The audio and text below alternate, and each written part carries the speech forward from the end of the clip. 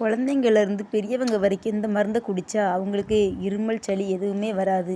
அப்படியே இருந்தாலும் இதை கொடுத்தா உடனே வெளியே வந்துடும். வாரத்துக்கு ஒரு முறை இந்த மருந்து நாம் அவங்களுக்கு கொடுக்கலாம்.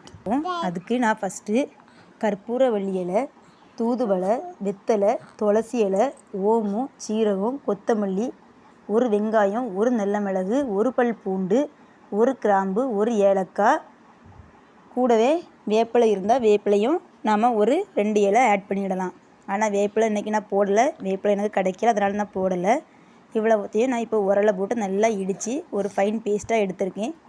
அதை நான் இப்போ ஒரு சங்கில் புழிஞ்சி எடுத்திருக்கேன்.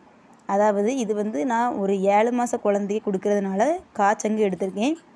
இதே என் பாப்பா 6 வயசு அவளுக்கு கொடுக்கறதா இருந்தால் நான் ஒரு சங்கு கொடுப்பேன்.